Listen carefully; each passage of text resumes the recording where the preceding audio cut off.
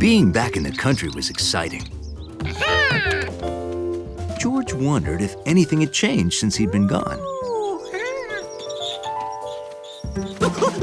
George had never seen so many flowers at Bill's house. That's some garden you've got going. Thanks to the Rankin's compost.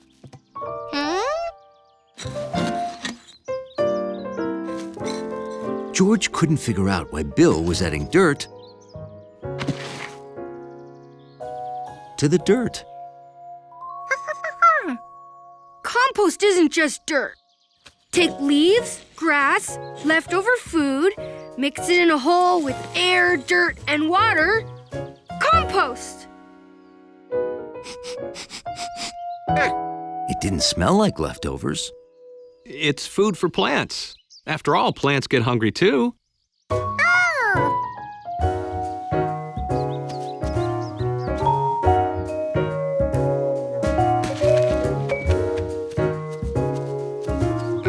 George never fed these plants. They had to be starving.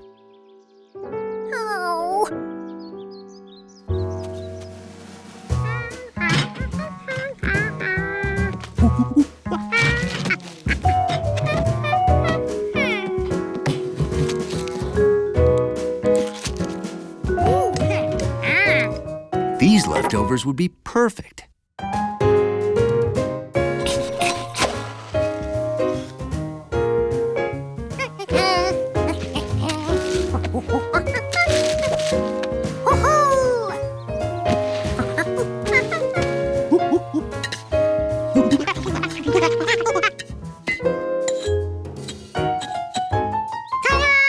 George felt like the world's best monkey compost chef.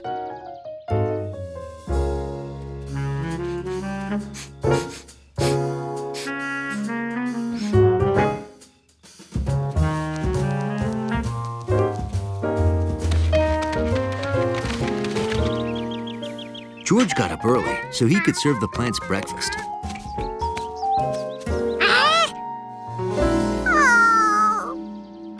George, do you want blueberries with your... Ew, what is that smell?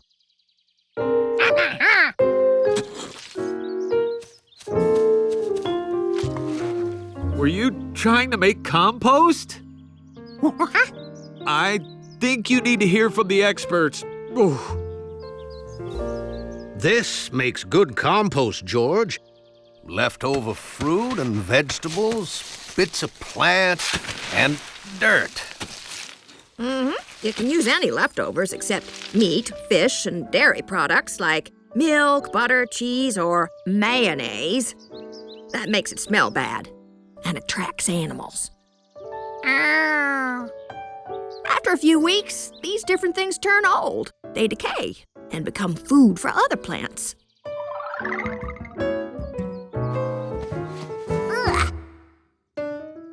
George was glad to hear there was a use for forgotten bananas. Now, this is what your compost should look like. And smell like. It smelled like earth. Stir it up so it gets lots of air.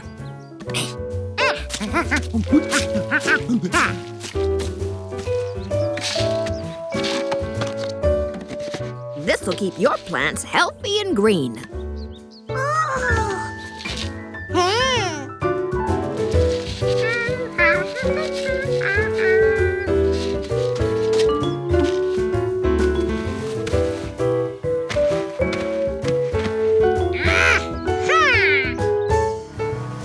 George took his compost container back to the city with him, in case he found other plants in need. I'll get dinner started.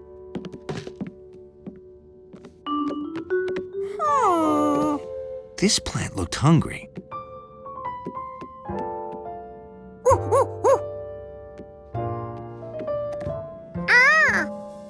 They all did. Fortunately, George knew what to do. George liked everything on the menu at the Why Go By Diner, especially the maze puzzles. Good job, George. But do you think you're ready to face the maze at Rankin's farm?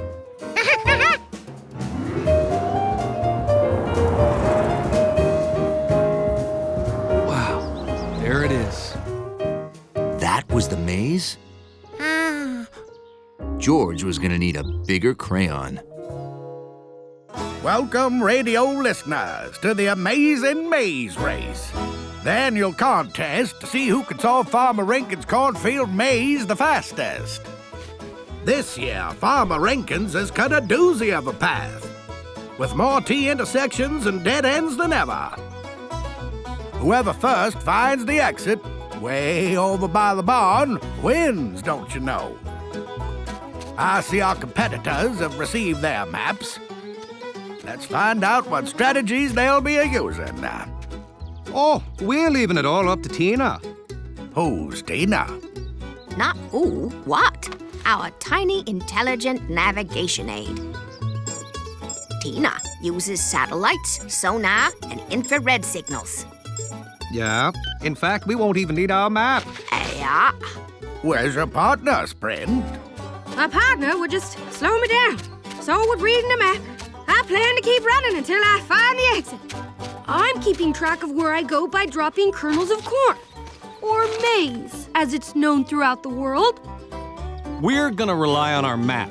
George is great at paper mazes. Don't worry, George. The map is just like the maze on your menu, only a little bigger. Okay, the only rule is that you cannot cut through the corn stalks. Everybody ready? Yes! On your marks, get set, maze!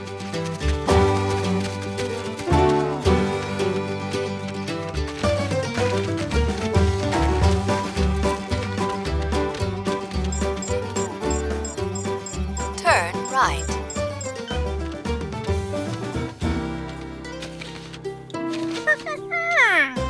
Come in through. See? We are here. That way has a dead end around the corner. Aw, rats. Get in. So we should go this way. Oh, Excuse me.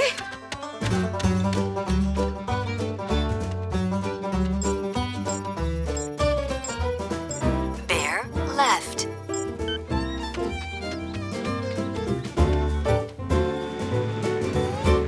Oh, this is incredible.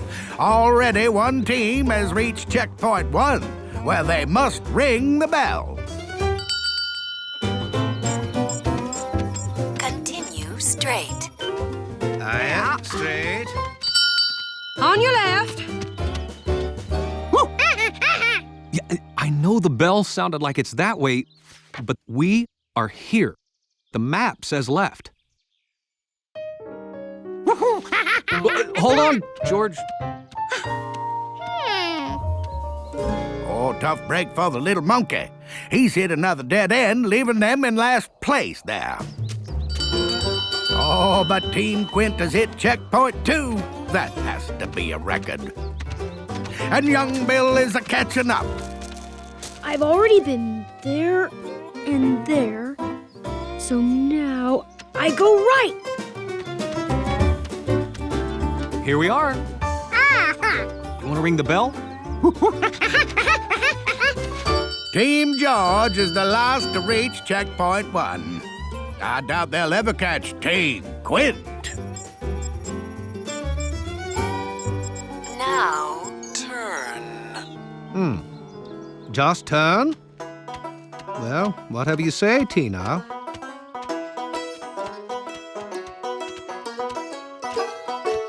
This doesn't feel right. See? Here's the bridge and the red tractor. It's all on the map.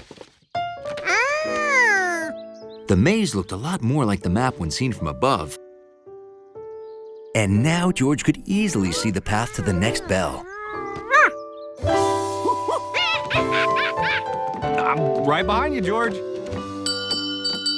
George and the man with the yellow hat were giving Professor Wiseman a hand testing her newest invention. Oh, this is great! The Wiseman Digactoa measures how much soil you remove. Perfect for archaeological excavation.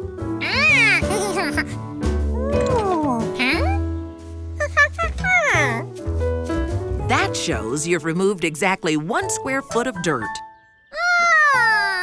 I get it. When you talk to the science board, you won't have to use it. Just answer any questions they may have. Oh, sure. I can do that. It's so simple, I won't even get nervous. Thanks a million. I do it myself, but I have to fly to Turkey. A new find at Sagalassos. Your Digactoa is in good hands.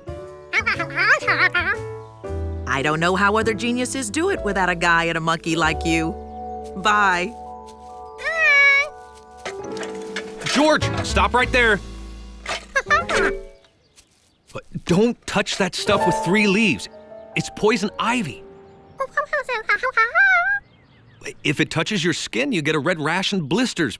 Very itchy. Remember the 3 leaves. Leaves of 3, let it be. Uh-huh. When you work in a garden, you must always be very careful to...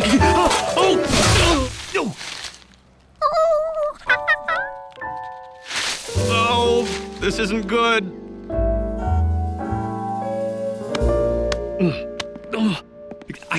I washed my hands right away, but they're still itchy. Washing your hands immediately is the right thing to do, but you have had a severe allergic reaction.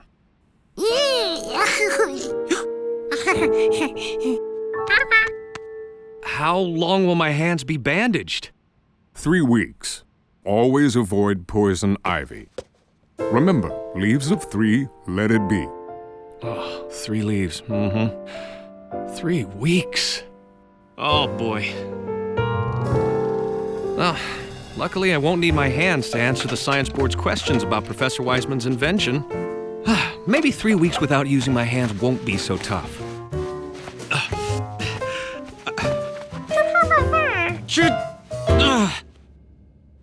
I can't get my keys out of my pocket. Can you get them, George? In my jacket, up here.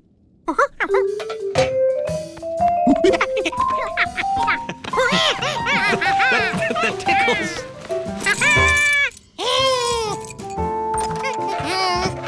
George was more than happy to do everything the man usually did. I guess I'm gonna need your help, George.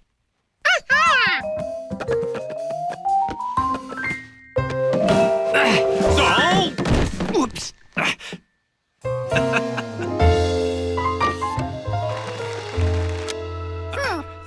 Oh, that looks good. The symphony. Oh, a western. Oh, not the Animal Channel again. Oh, that's great. Oh, George. O. M. It's just... It's right...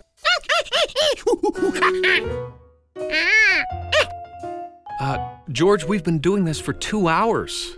What do we have? Dear Mom. Well, what do you say we do more tomorrow?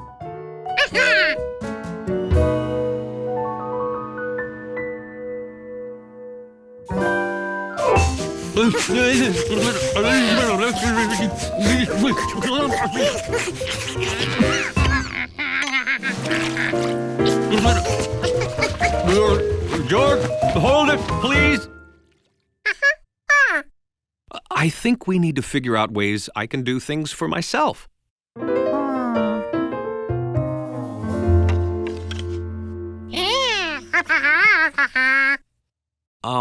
How would I use those?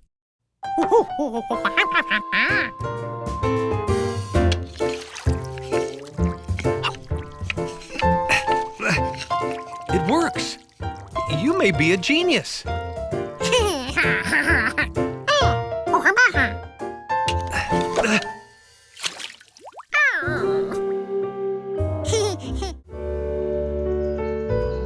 It was a warm summer day in the country. A perfect day for kite flying with Bill. but Bill was busy yelling at a mound of dirt. You can do it! Show him what you got! George was pretty sure that a mound of dirt wouldn't move, no matter how much you encouraged it. Hi, George! Being a city kid, you probably don't race worms, huh? They're in there, burrowing. First one to dig its way out wins. Here they come! Freddy's in the lead.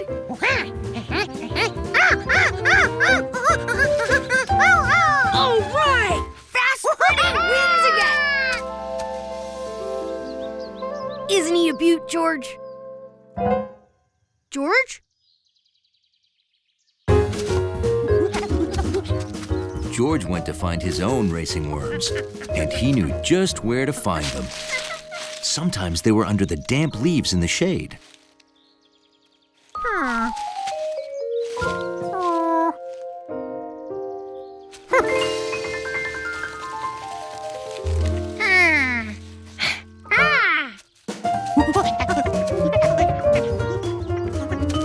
Sometimes he would find them hiding just below the soft earth by the roses.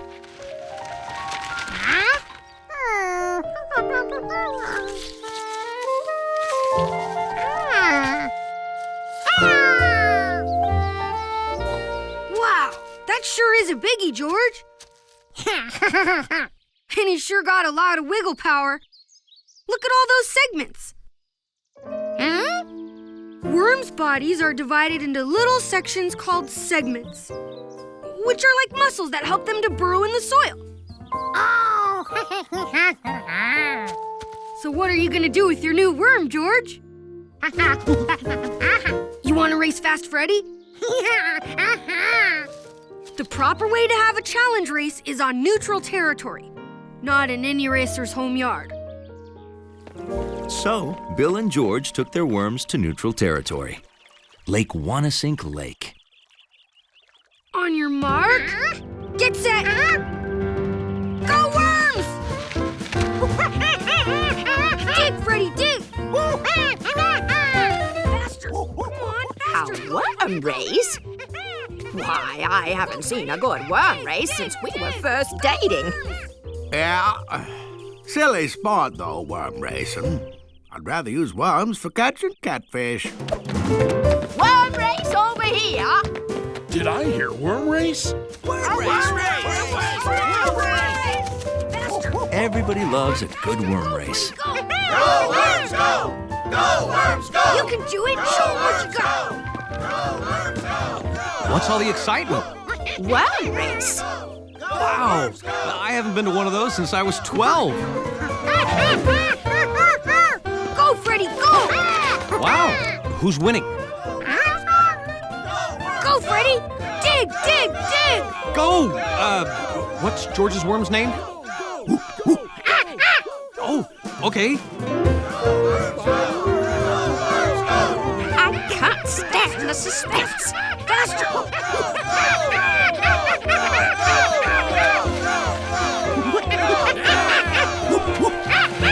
Go!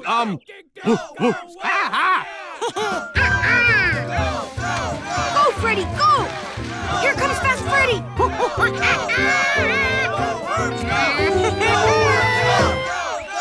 And the winner is... Wow, city slang! The winner is George's worm by a segment!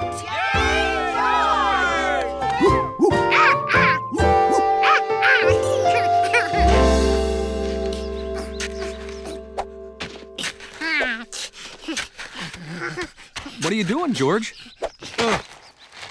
Oh, digging for more worms, I see. Oh!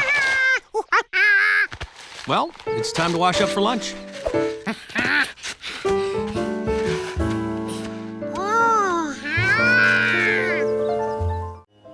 Early on Sunday, the man with the yellow hat got called to an important meeting. I lost my snaky staircase! George, have you seen my snaky staircase? That's not possible.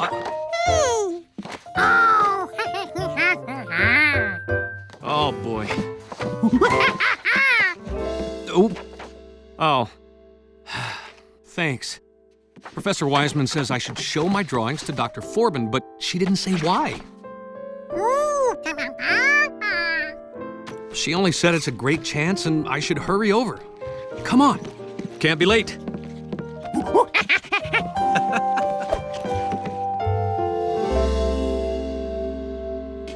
I have to be at the airport in an hour. I can't wait around. Don't worry, he's always on time. Usually. Well, you'll love his drawings when he gets here. We're in too much of a hurry to walk. We're gonna take the bus.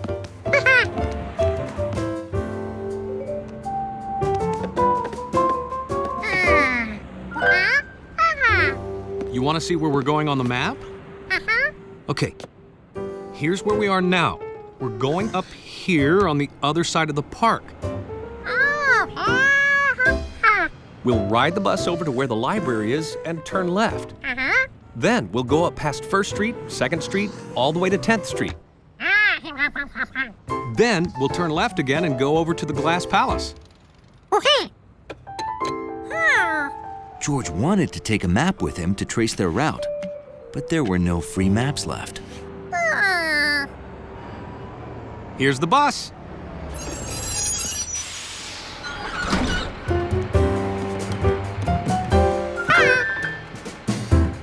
Next stop, library. George enjoyed riding the bus and watching the city go by.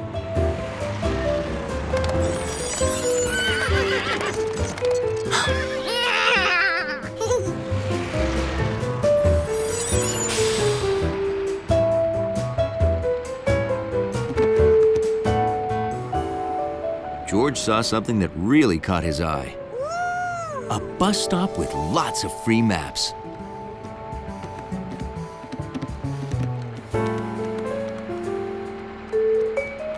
George? George?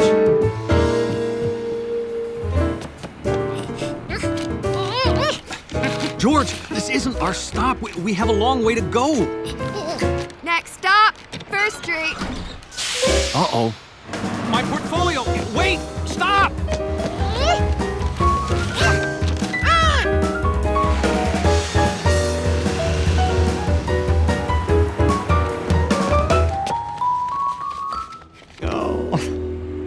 Okay.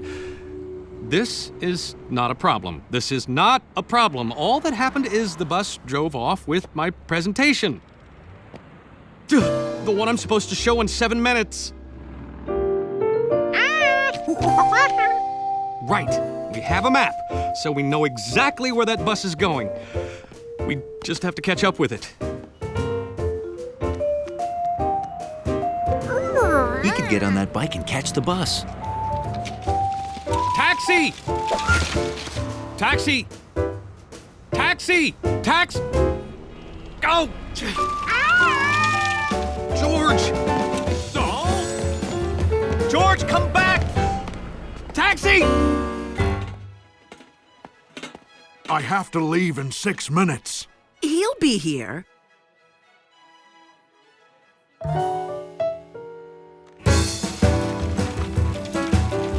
George knew from the map they were on the same route as the bus.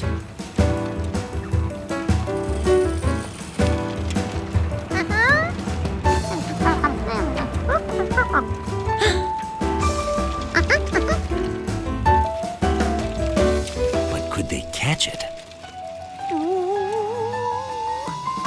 Taxi! Quick, I'm trying to catch a bus. You're taking a cab to catch a bus.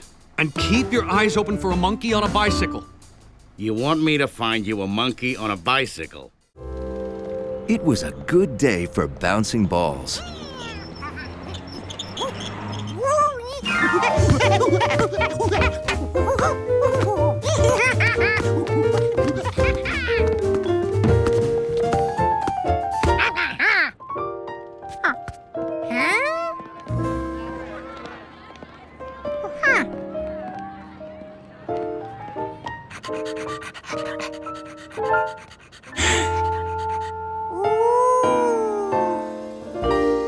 If one bouncing ball was fun, George could hardly imagine how much fun he'd have with that many. Oh, welcome to the launch of the new Mega Bouncing Fun Ball.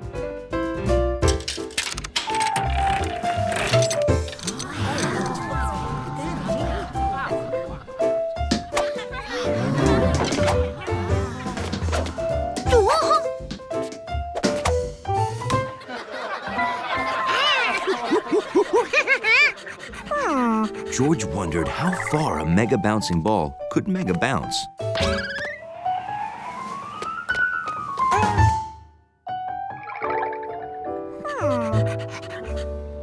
Gotcha. This is the first fun ball contest ever, anywhere. And whoever comes closest to guessing the number of fun balls in this rocket gets to keep them all. And the rocket, too. Now your entries have to be in the guest box by 5 o'clock today. Don't bother entering, because I'm going to win. Oh, really? I've got a surefire secret number figuring formula. You'll see. Sharky!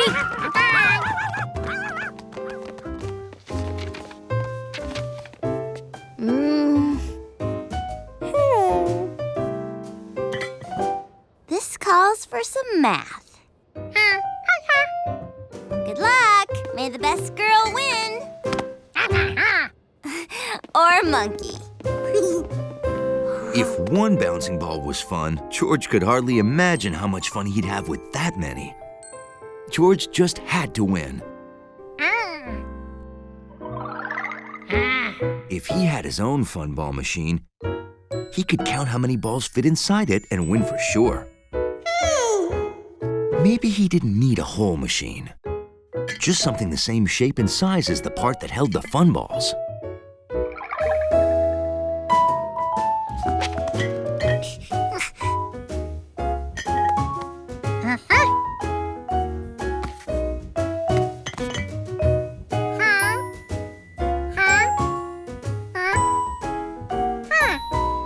Now he had to find a container this size and shape.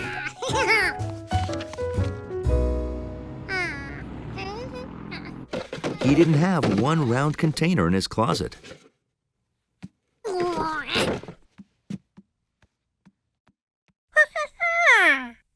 Huh.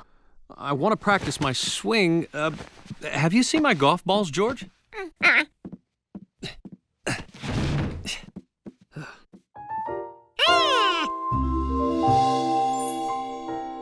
George remembered they had a hat box that was just the right shape.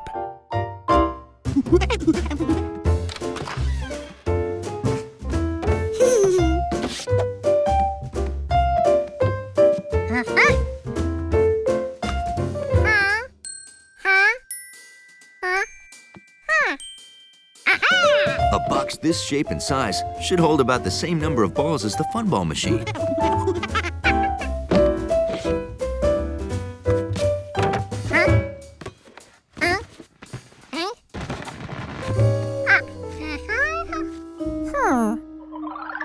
That machine held more fun balls than this.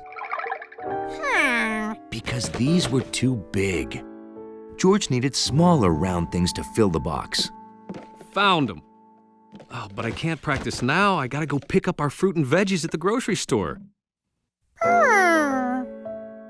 Some fruit was smaller and round. You'll pick them up? Oh, well, great, George. Thanks. I'll be at the park. Here they come, Hunley.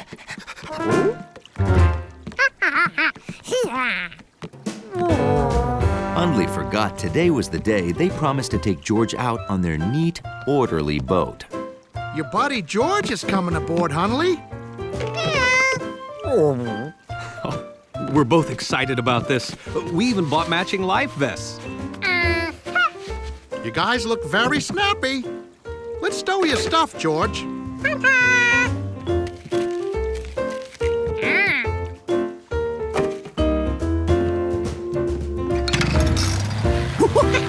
Well, here we go.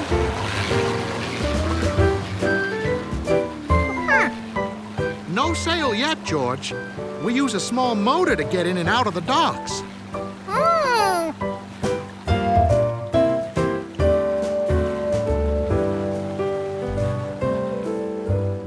Okay, we're ready to set sail.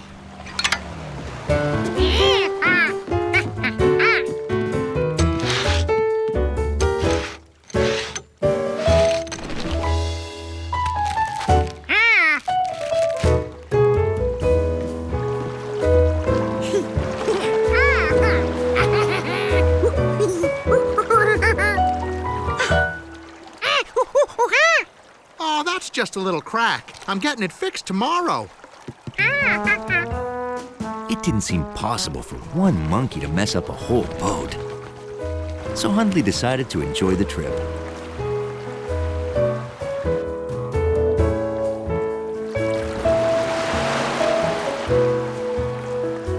Look, school of dolphins ahead. You can see if you're up higher.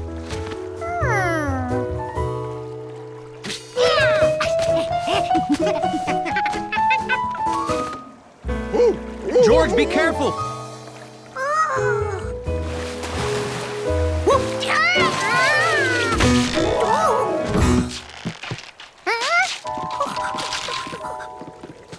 You all right, George?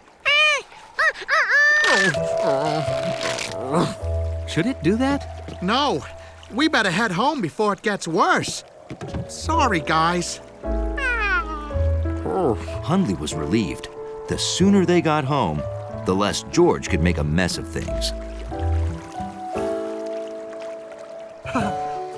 If we stop at Wilson's Island, I can reinforce the boom so we can sail back without worrying.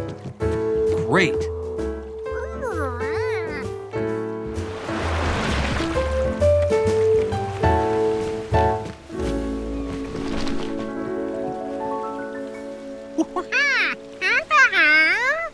Yeah, that is weird.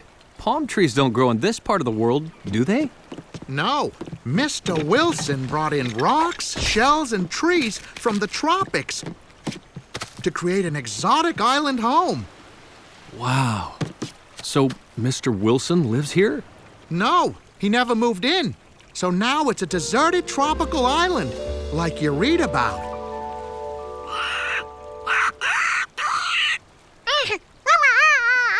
Wilson brought that too. There's nowhere else like this within 5,000 miles of here. Come on, let's get some wood, leaves, and vines to reinforce the boom. We'll be right back.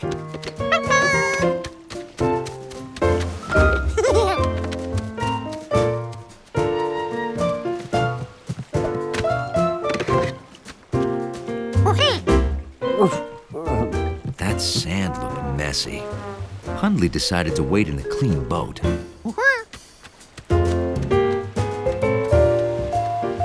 George had a chance to collect shells and some unusual rocks.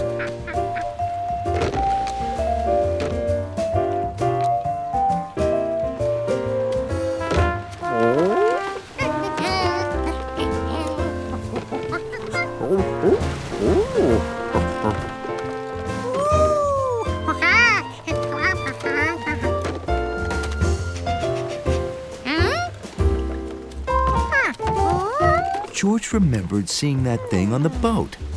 It must have fallen out.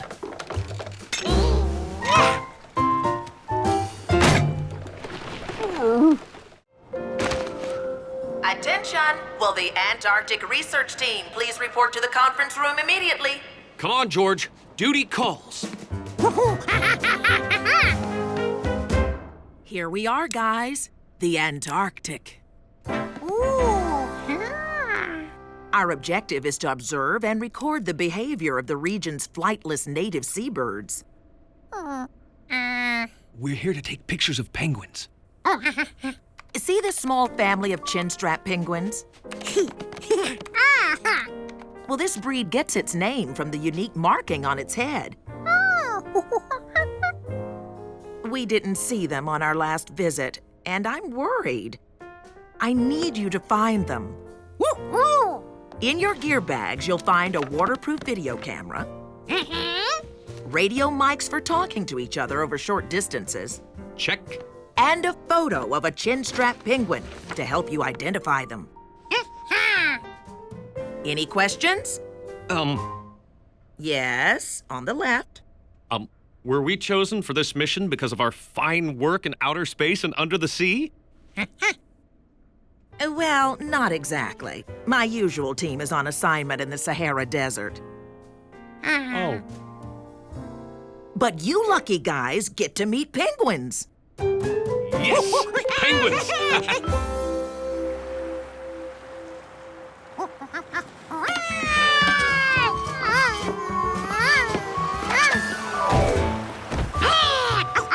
George couldn't wait to meet a real penguin.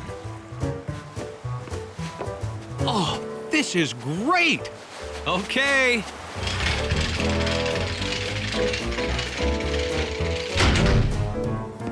I'm moving on to the nesting grounds of the emperor penguins.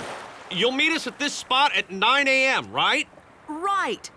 Remember, if you get lost, use the outpost beacon to find your way back. Don't worry. If we get lost, we can always find an igloo for shelter. No, you can't. Igloos are found in the Arctic, not in the Antarctic. Oh, that's right. Good luck getting pictures of the penguin family. Thanks! Let's check this side of the outpost for the penguins. Okay, but don't go too far, George. If you see penguins, call me using the radio mic. Like this. Oh, it's gonna be a great day.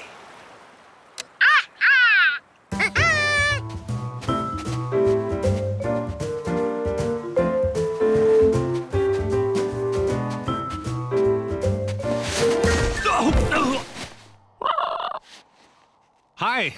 I found a penguin. Well, it found me, but it's not a chin strap. I think it's an Adelaide penguin.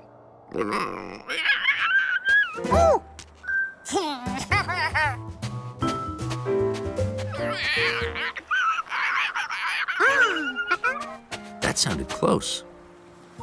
Like something on the other side of this snow.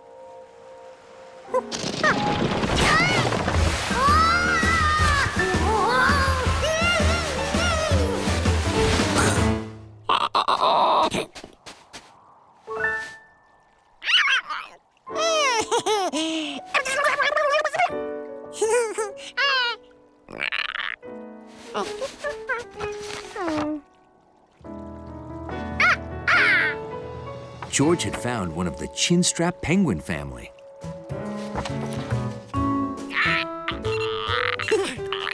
George was so excited, he forgot to call the man with the yellow hat. He also forgot to look where he was going.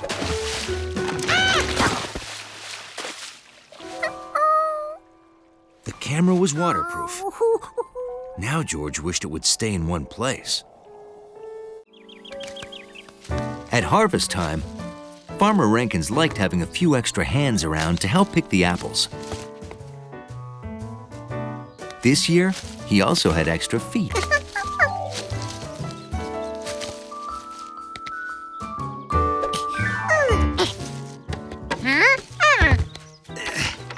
It's real nice of you two to help out. Our orchard is small, so getting every apple is important. Well, that's what neighbors are for.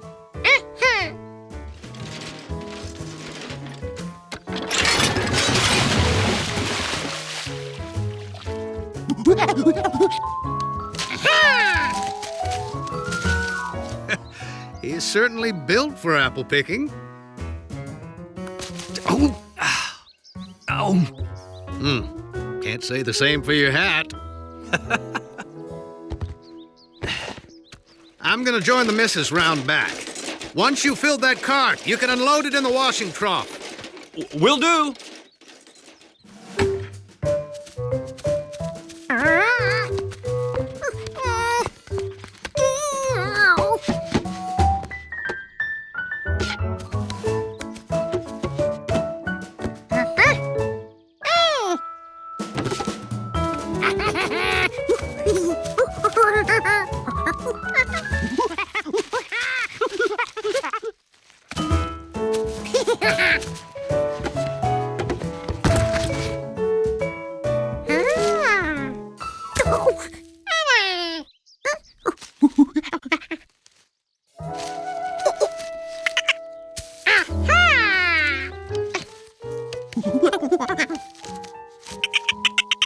Jumpy had found a perfect apple.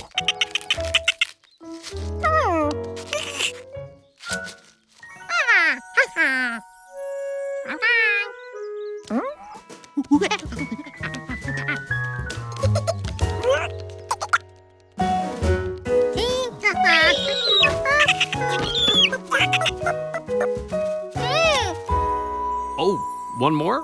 Okay, put it in.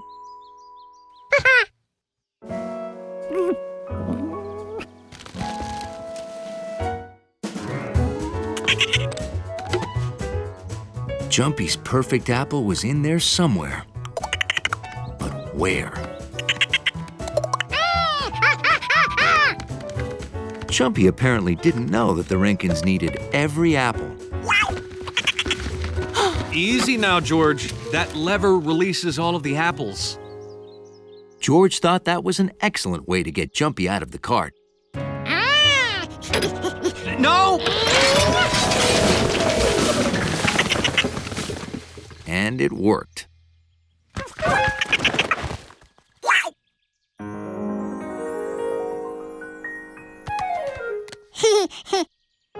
Jumpy decided he should hide his perfect apple. Maybe in there. Well, that's okay. We can gather them up again.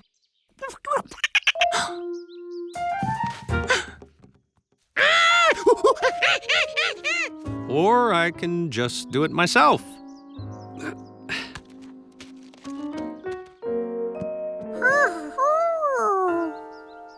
What was this?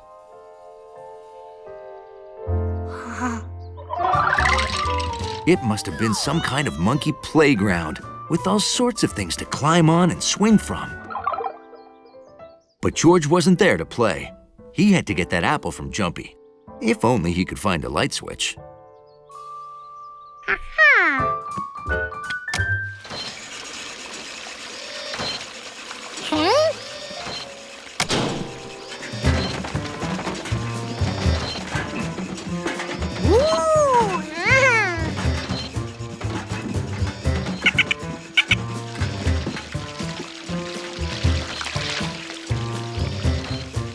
Farmer Rankin said he loved his apples, but George was surprised that he made a ride for them.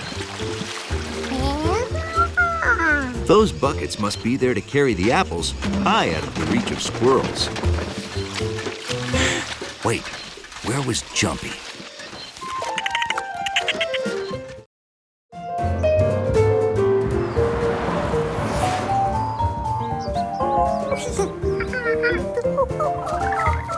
When a monkey's looking forward to helping feed Bill's bunnies, the men with the yellow hat can't drive from the city to the country fast enough.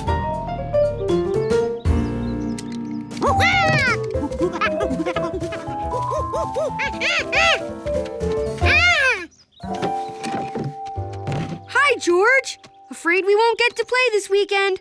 I'm going to my grandmother's. The bunnies are coming too. Grandma sure likes bunnies. She says, Bill, I sure like bunnies.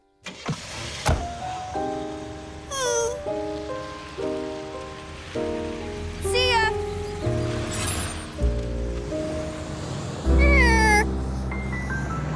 Sadly, there'd be no bunny feeding this trip.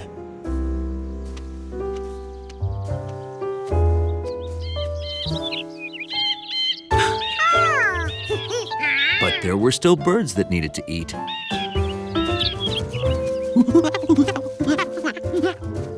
George's head was so full of bunnies, he almost forgot how much he liked to feed the birds.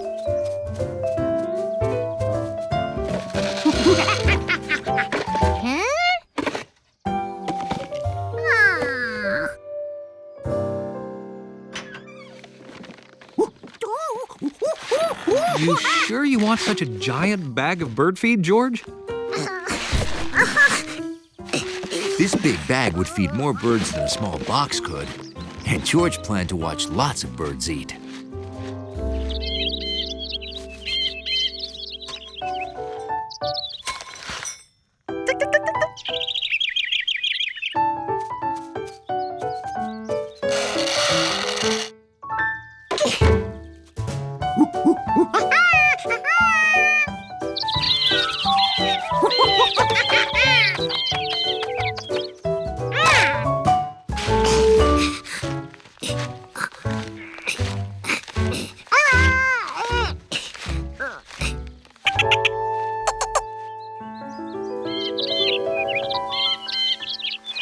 And now, a fun weekend of watching happy birds eat.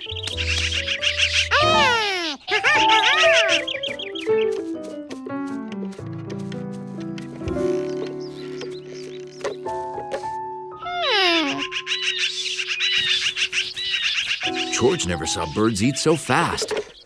They must be starving.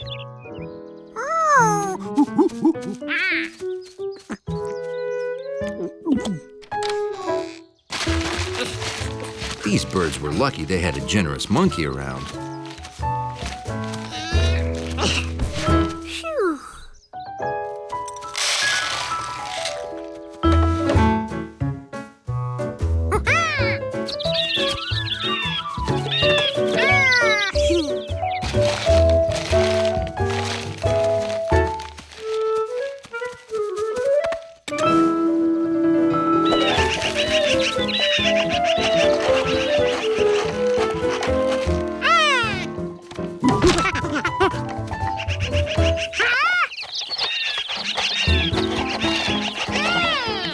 How did Jumpy Squirrel get up into the bird feeder?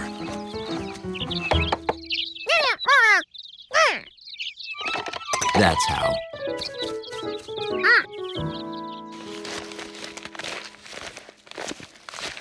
George wished there was some easier way to get the feed to the feeder, like in a dump truck or a crane, or in this nice handy scooper.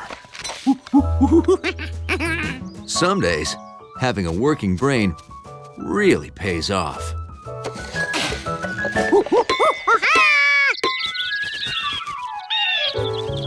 If George wanted to watch birds eat, he had to keep Jumpy away.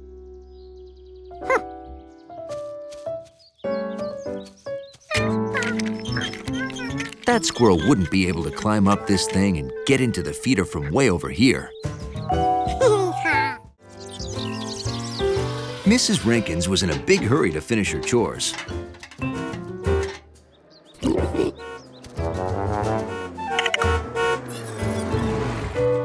But she was never too busy for her favorite neighbors.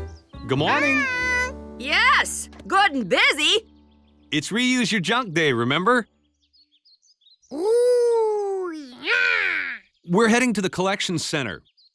Got anything ready to go? Oh, it's all ready, but we haven't had time to haul it out of the house. Mr. Rankin's been too busy trying to move Big Bertha. Big Bertha?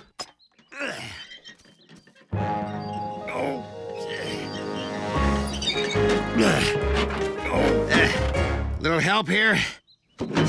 I've got you.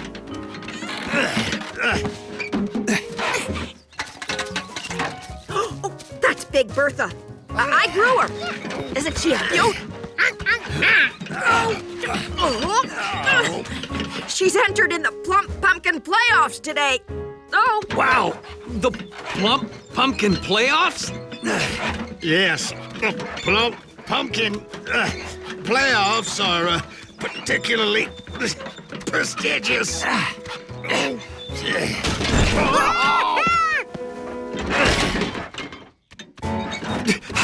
I got it! I got it!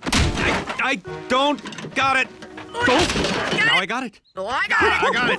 Lean left! No, my left! No, your left. Oh, careful! Don't bruise Bertha!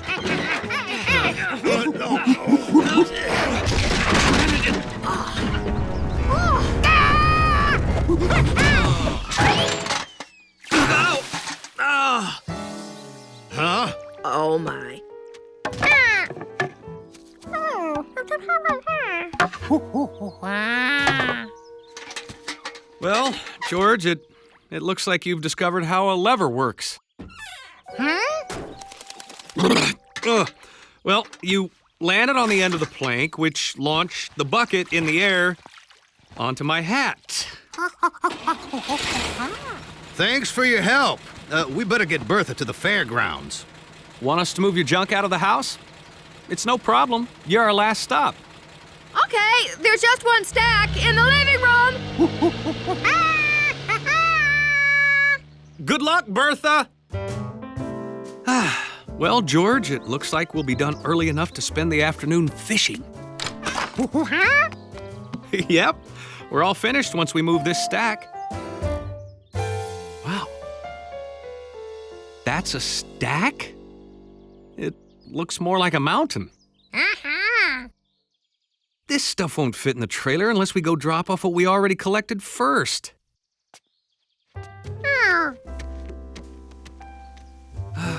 I'm afraid this will take the rest of the afternoon, George. Guess there'll be no fishing for us.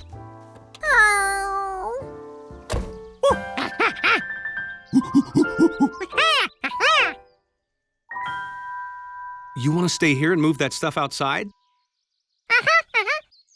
Well, good idea. That'd sure save time, George. Pile it in front of the pig pen, then we'll load it up quick when I get back, okay? Be a good little monkey.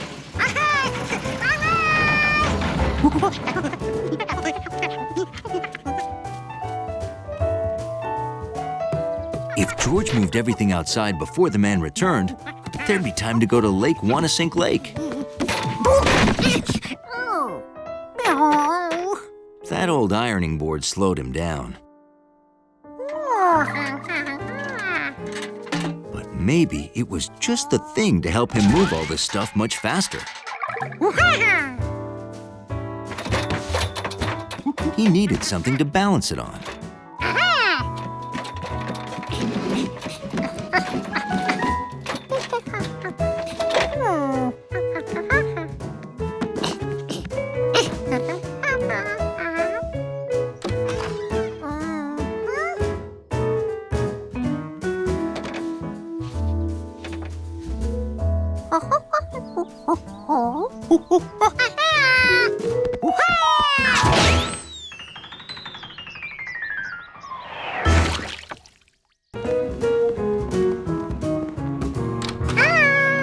Hello, fellow bird watchers.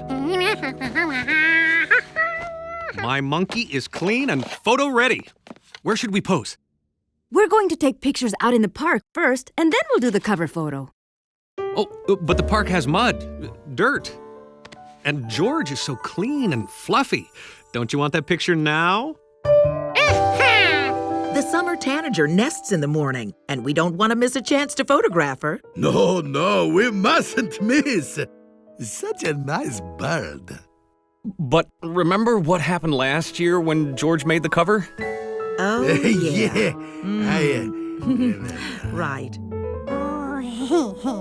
Wait, I know. George can stay here and help Steve and Betsy in the kitchen.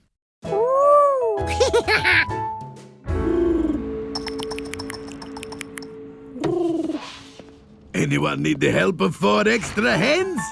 Whoa, George! Hi, George.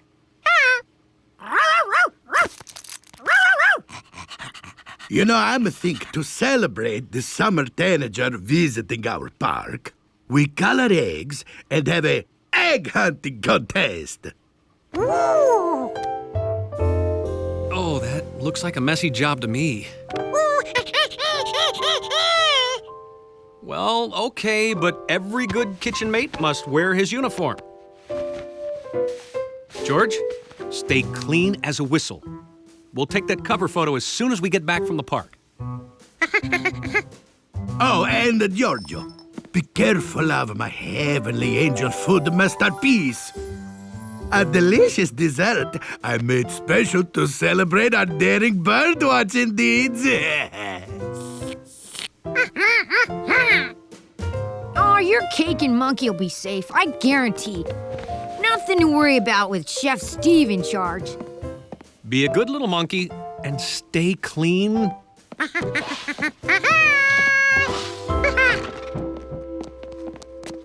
come you get to be chef? 'Cause I'm older and more experienced.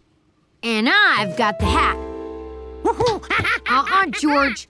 Let an egg coloring expert show you how it's done. Sorry, Sharky, no egg dipping for you. Now, George, you see these 3 pots? One is red dye, one blue, and the other yellow. They're called, Primary colors. By combining them in different ways, you can make every other color of the rainbow. Very good, Assistant Betsy. Now watch closely, George, and witness a little magic. First, I dip the egg in the yellow dye. Then, I dip the yellow egg into the blue dye and presto, it comes out, green. Exactly. But if yellow and blue made green, George wondered, what would blue and red make?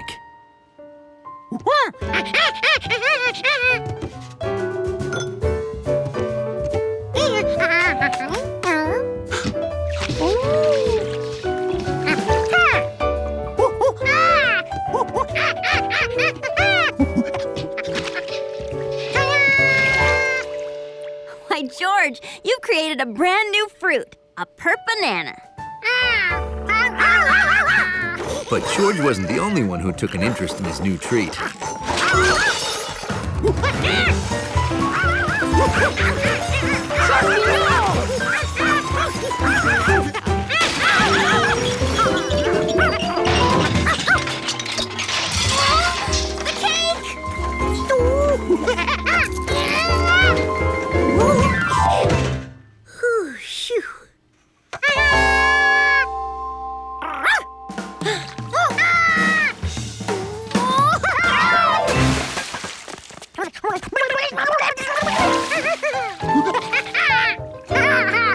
George, you're yellow!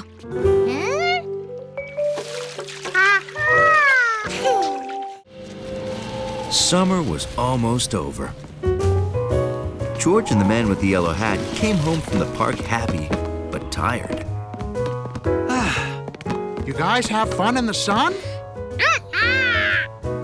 We played an extra long game of Sorry I Didn't Mean to Kick That Over Your Head. George won.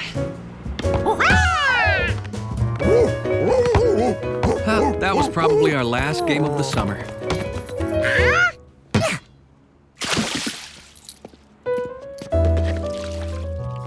Summer's over, George. The weather will be turning cold soon.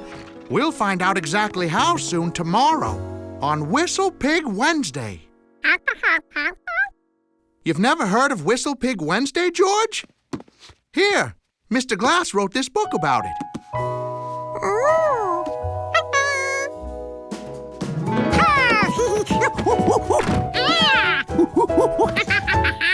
Yes, that's a whistle pig.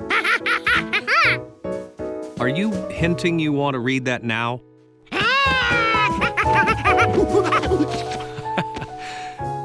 Do you know about Groundhog Day? Well, groundhogs hibernate. That means they sleep from fall to spring, all through winter. They don't live in houses like us. They live in burrows, which are holes they dig underground.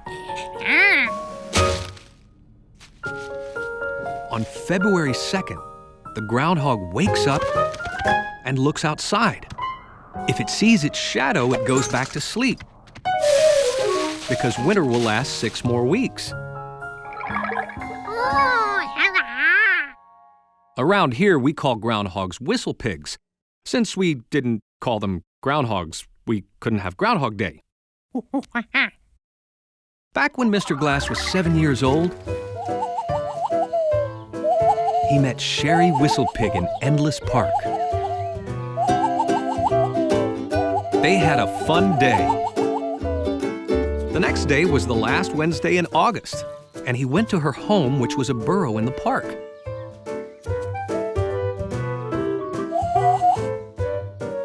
Sherry saw her shadow and got scared. She started hibernating right away. Young Mr. Glass noticed the weather turned cool that very day. It was the start of fall. So Mr. Glass created Whistle Pig Wednesday. Since then, he goes to the park very early on the last Wednesday of every August and brings his friend Sherry out to check her shadow. If she sees her shadow, summer is over. It's like Groundhog Day, except it's about when summer ends. That was the kind of story that makes a monkey think about shadows. How come George's shadow didn't predict when the seasons changed? Was a whistle pig shadow different from a monkey shadow? Aren't all shadows the same? Can you lose your shadow?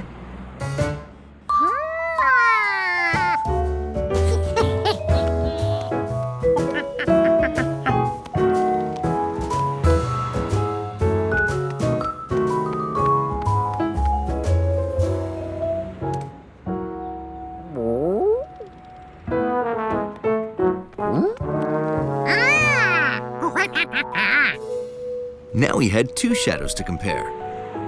They both looked the same, except one was shaped like a monkey and the other a dachshund.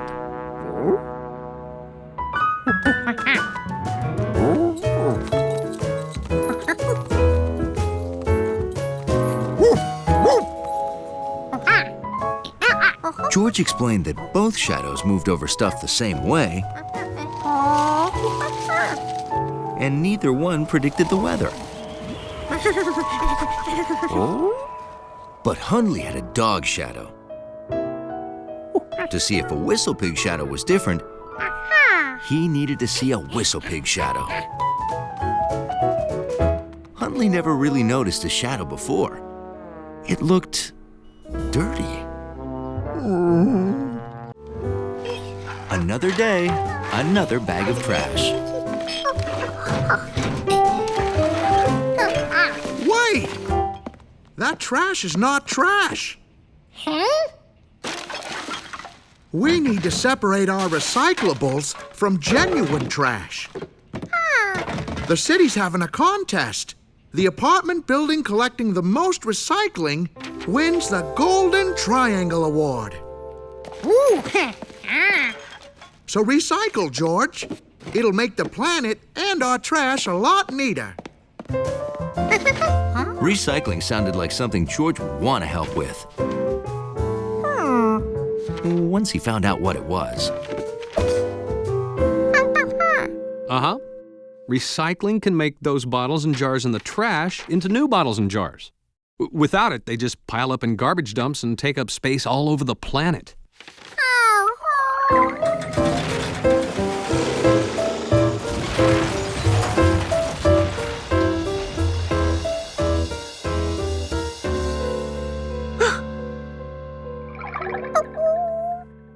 Hey, you want to go to the recycling center and see exactly how it works?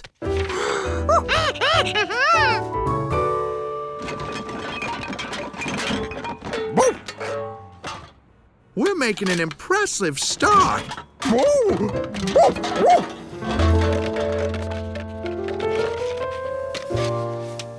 Hello, Lydia. Oh, hello. I lost a bottle there. Every little bit counts.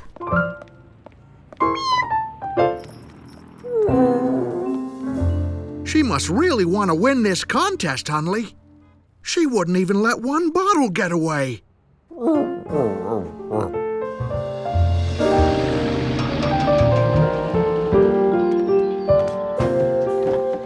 Hi. He wants to see recycling in action. Well, who knew recycling was catching on with monkeys? I like it. This triangle on the bottom of a container means it can be recycled.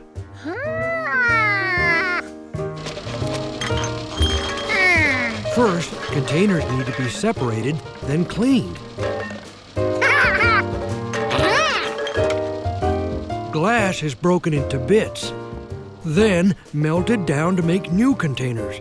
Plastic works the same way. Recycled newspaper makes new newsprint. Think you're ready to start recycling? Now you can help with the contest. 3 cans, and it's not even noon. I bet Lydia hasn't even gotten a bottle cap. Huh?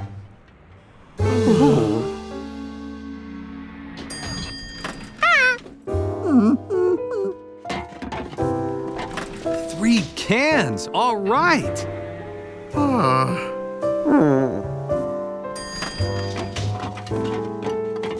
Oh, maybe it's not going so well. If their doorman needed recycling, George was ready to get to work. But nothing was empty.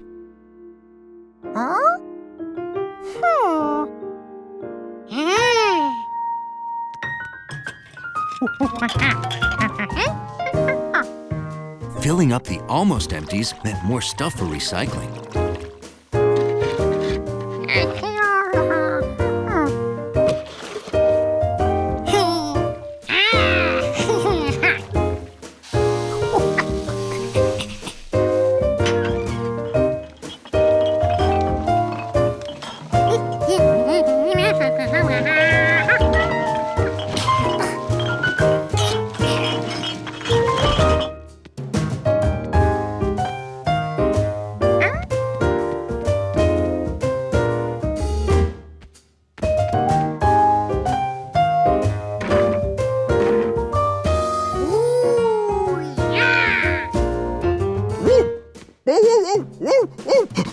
What is it, boy?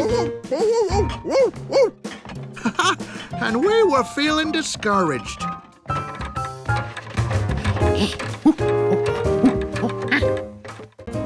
George liked eating at Chef Pischetti's place.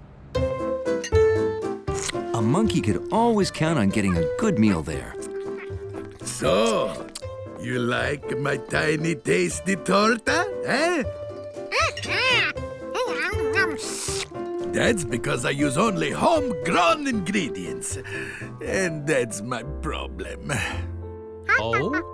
Well, you remember my little rooftop garden where I grow all of my fresh veggies, huh? Well, it's not big enough to keep all my customers fed. But I had an idea to expand. Look. Wow. I've never seen anything like that. Is it even possible?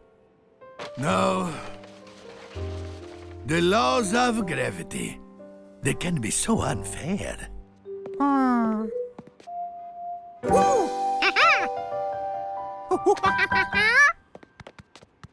That's right. We could put a garden on our roof and help you.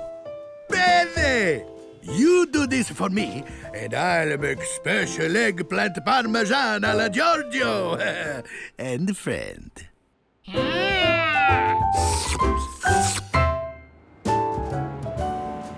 We need seeds to plant a garden. You see? The seeds are in these packets. Corn, peppers, tomatoes, watermelon, cucumbers, and eggplant.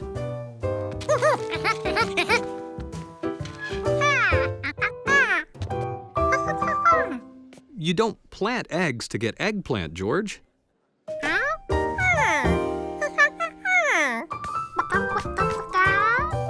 Yes, chickens come from eggs, but you don't plant them. See, eggs come from chickens, then chickens come from eggs. Another day, maybe.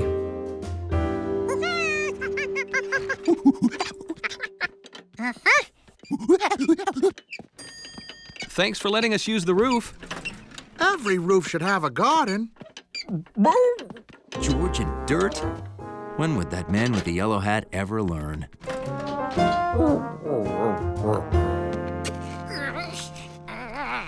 Let's see. We'll put melons here so they can spread out, corn here, tomatoes on these trellises, and...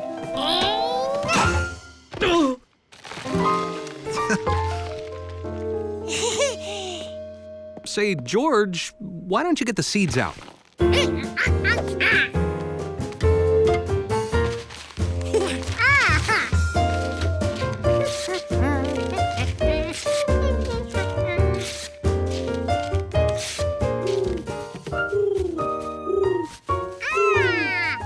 George couldn't wait to tell his friend Compass about the garden.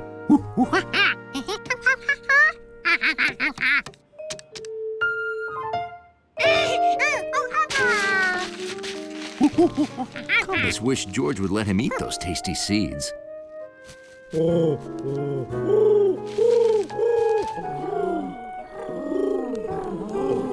And so did Compass's friends.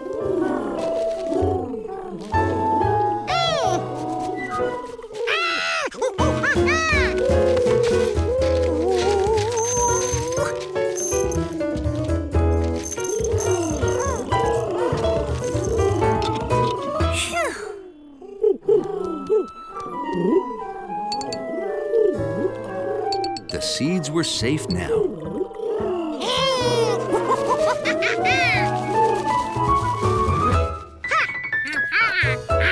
Okay, George, time for the seeds. We'll start with the eggplant.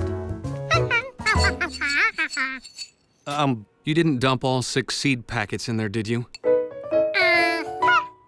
Oh, no, stop. You can't plant different seeds together. They won't grow right. Mixing seeds might make interesting new plants. Well, George, each type of seed has different needs and must be planted just right. Mamma mia! I made you a special veggie pizza. Extra guava, the way you like it. George loved playing outdoors. But lately, the weather wasn't cooperating. When he wanted to play ball, it was too windy. When he wanted to fly a kite,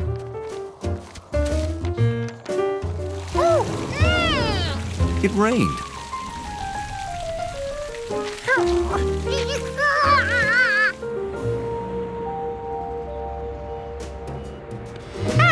Hiya, George. And when he wanted to splash in puddles, it didn't rain enough.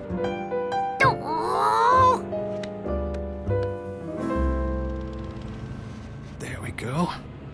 George was tired of the weather messing up his fun.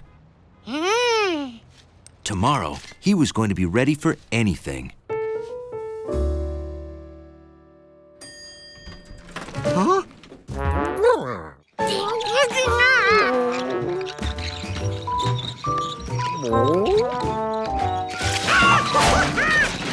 George, are you all right?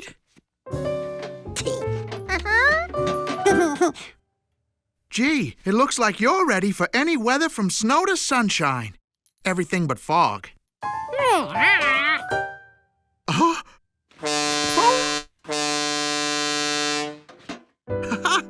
I've heard that some animals can instinctively predict the weather. I guess you're not one of them.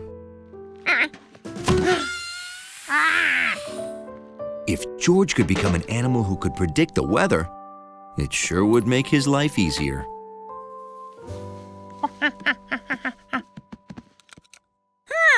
Do you like it? I call it Red Sky at Night, Sailor's Delight. Oh, there's no sailor, it's just a saying. Sailors learned from watching the sky that if there's a bright red sunset, the next day is usually nice. If sailors could predict the weather from watching the sky, maybe a little monkey could too. So George decided to draw pictures of all the weather he saw, starting with the red sunset and then the warm sunny day.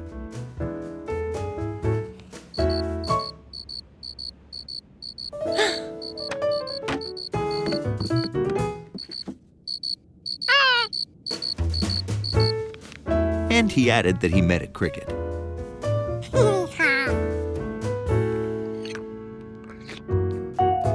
The next morning, George drew the dark clouds that filled the sky.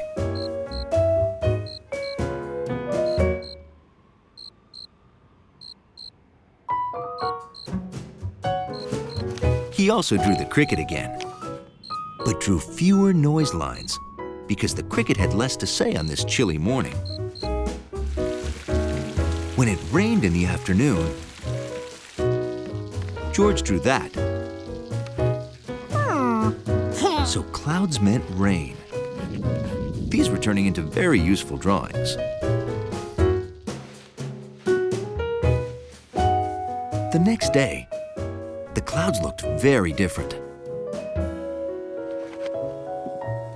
Hey, George, it looks like a great day. You want to go to the park and have a picnic?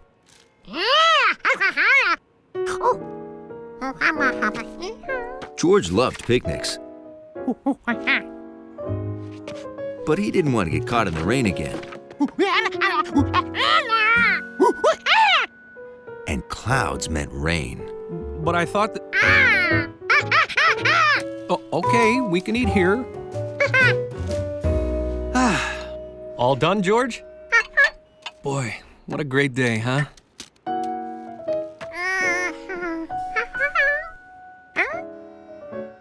But there were clouds. It should have been raining. Unless, maybe only dark clouds made rain. Little white clouds didn't. George had canceled a fun picnic for no reason.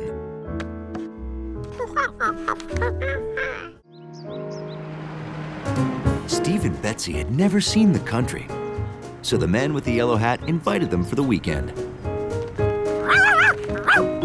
Amazing! This really is the country. Big skies, green pastures. Oh, wild animals! Sheep and cows aren't wild, Steve. They're domesticated, like Charky. Charky's pretty wild. I think I'd rather chase a cow around the city.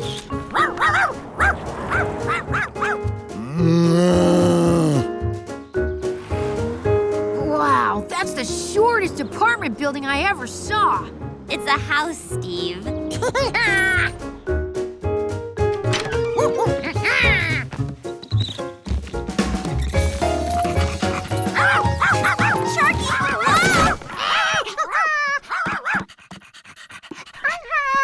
You could have left the books at home. There's so much to see, you won't have time for reading. Whoa, Charky! That's a rainbow. And see the gold at the end? And the leprechaun? Oh! Rainbows are always the same colors. Red, orange, yellow, green, blue, indigo, and violet. I can make a rainbow. Wanna see? I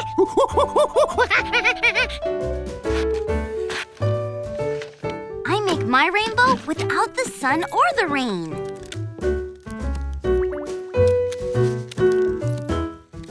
The flashlight is like a sunbeam. The water in the fishbowl is like a giant raindrop. Ooh! The light shines through the water, and behold, a rainbow!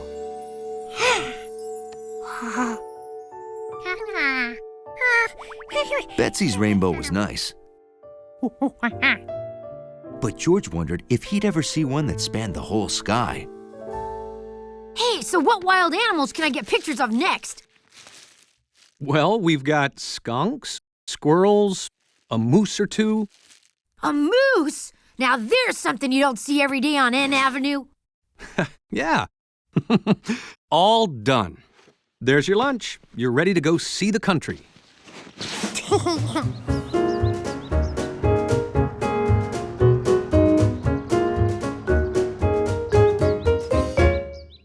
I'm going to town to buy food for dinner. It's only supposed to drizzle, but if it rains a lot, head home, okay? George knows the way.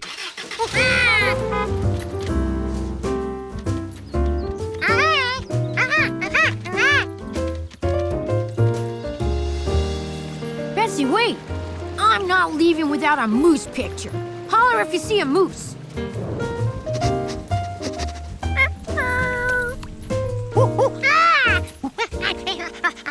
Rain, do we have to go back already? Mooseless? No, it's gonna stop. Look, the sun's already through the clouds.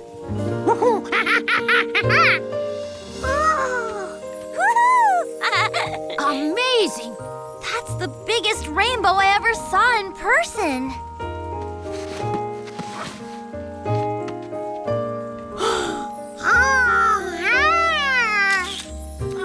I can't get a picture with all those trees in my way.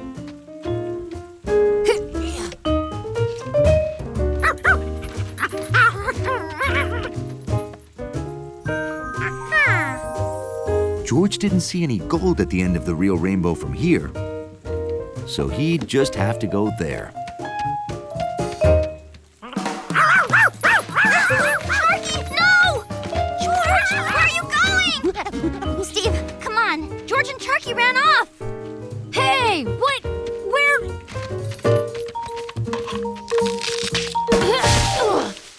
Betsy, I'm older. You have to wait for me. Sharky! George!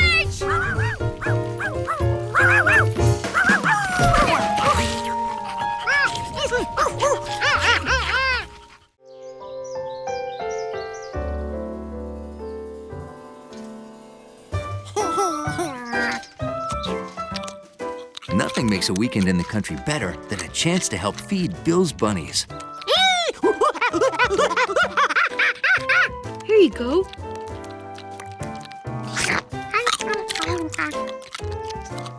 George, you have a carrot for Herbert and Enninger? None left? We better get more.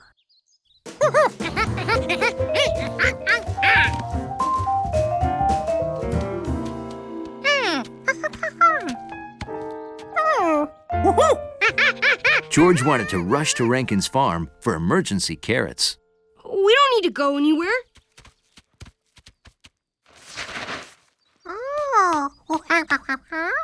I grew all this myself. It's easy. Even a city kid like you could grow carrots. Come here. I have a few seeds left.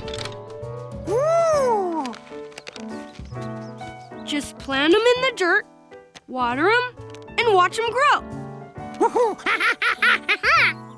George couldn't wait.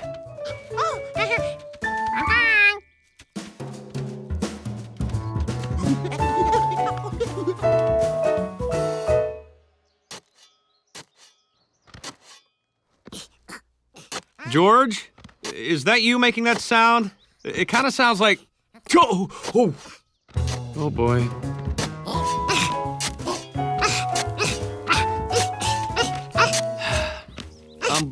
George, if you're digging a basement, we already have one.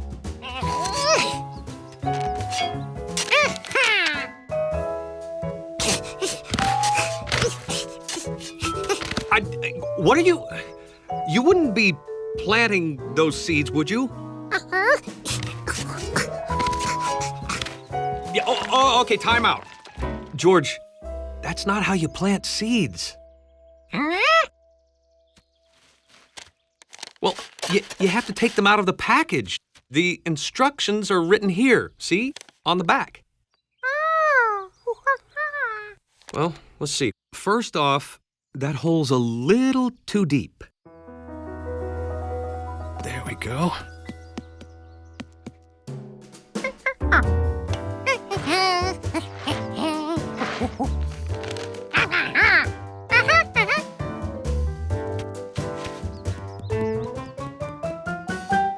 Great. Planting carrots was easier than George expected.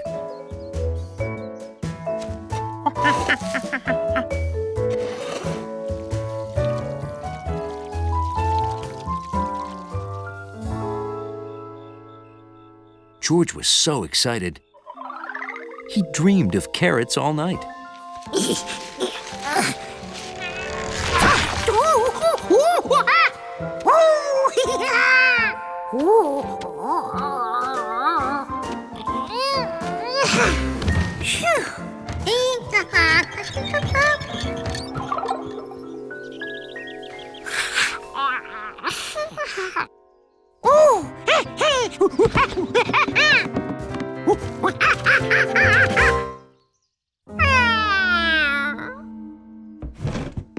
something wrong?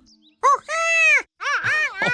but carrots don't grow overnight. It takes time and watering.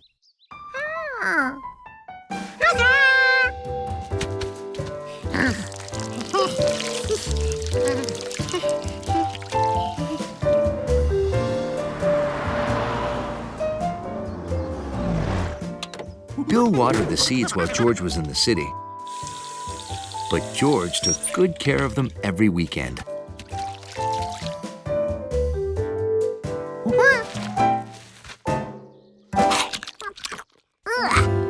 Too bitter. This one better go back in the ground.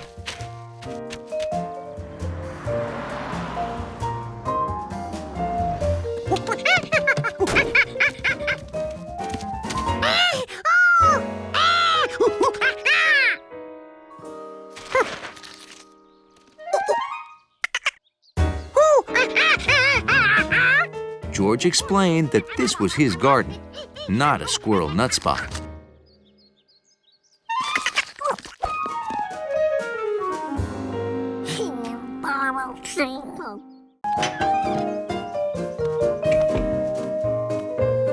Remove the reservoir cap and check the coolant level. Huh. Oh, hi, George. I told Luke and Ada I'd tune up their summer shuttle, but I can't find my pliers. Huh.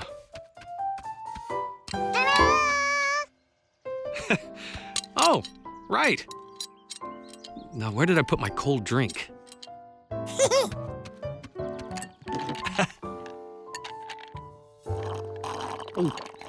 Oh, thanks, George. Hey, after I'm done with the shuttle, we can take it for a test drive to cool off, okay?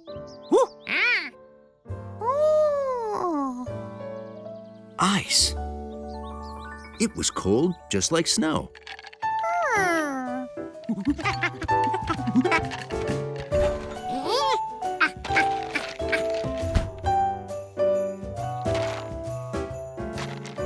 Ice cubes were much bigger than snowflakes, though.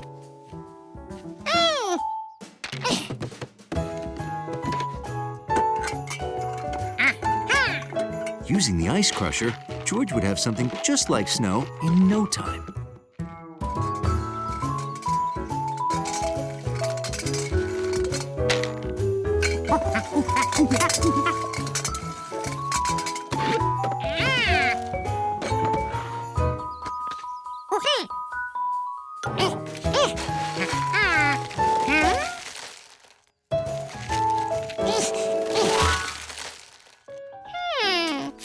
Hey, George!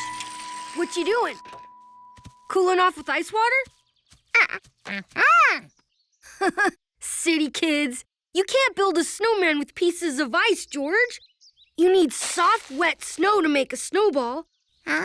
These ice chips are too hard and too thick, see?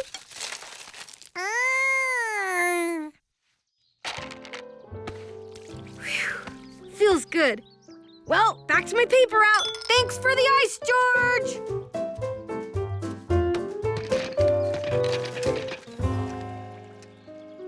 George needed something else to make his snowman.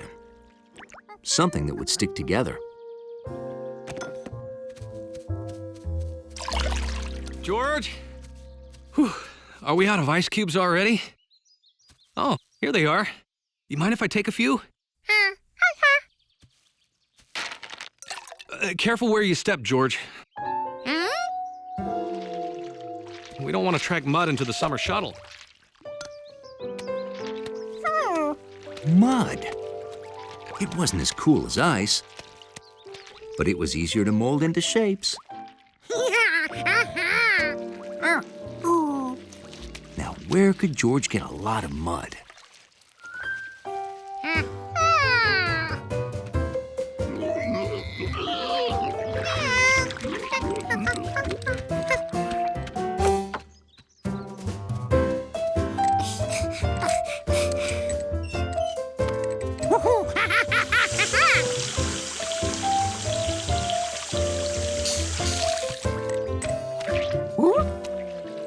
This mud was just as useless as those ice chips for making snowballs. Woo! Hey, George. Having trouble with your mud pie recipe? The perfect mud pie depends on the right mix of soil and water. There you go.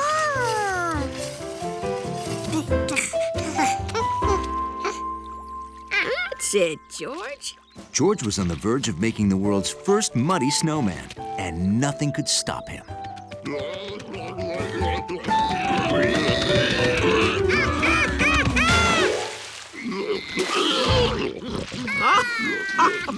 Oh, I'm sorry, George. When it comes to mud, they have the final say around here. Stay cool.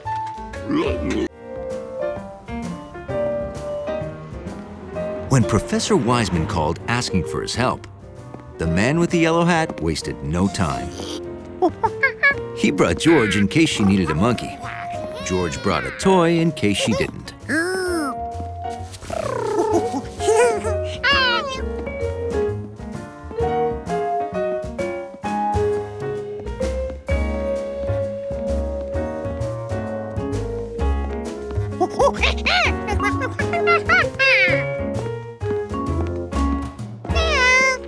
Hey guys, thanks for coming. The Stuyvesant Museum loaned us this dinosaur.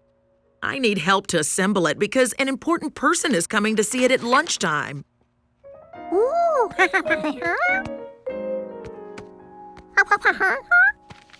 This is what dinosaur skeletons look like before they're put together, George. Cool, huh? We even have instructions drawn by the man who dug up this fossil, Dr. Raj Desai. Oh, great. Just show me what to do.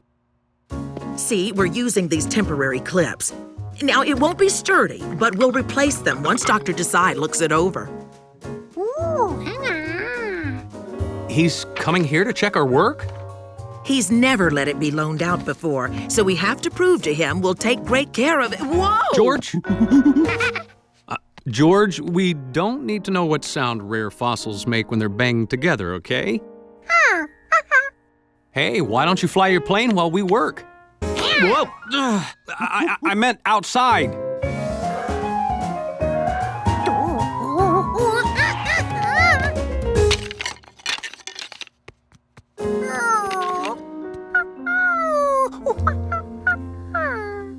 Oh, just because it came apart doesn't mean it's ruined, George.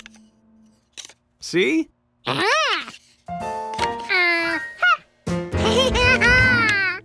Outside, okay?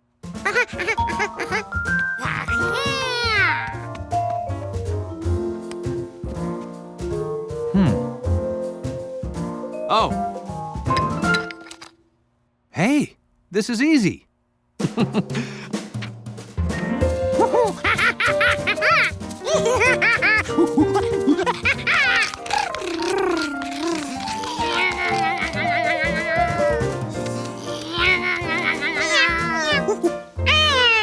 It was easy for George to find someone to play with. Since cats feel they just have to stop anything that moves.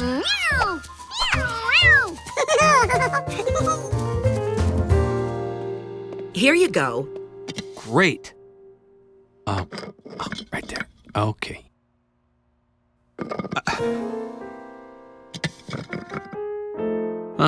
This skull doesn't seem right. Well, it's correct according to the instructions. Okay, if that's what it says. We're done. Just in time for lunch with Dr. Desai. Hey, want to join me? And meet him? Oh, I'd be honored.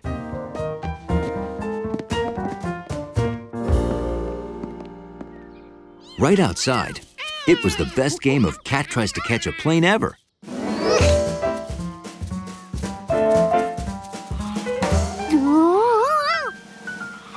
Until...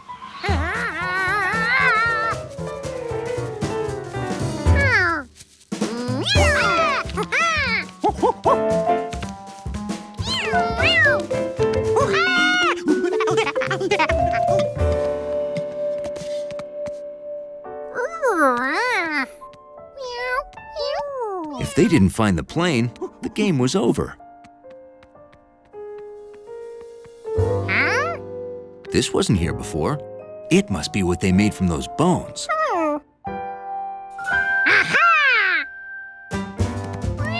Gnocchi wanted that plane.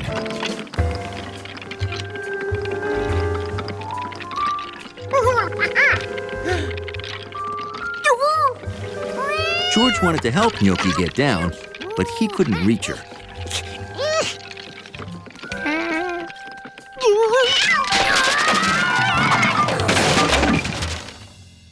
That was a bad idea.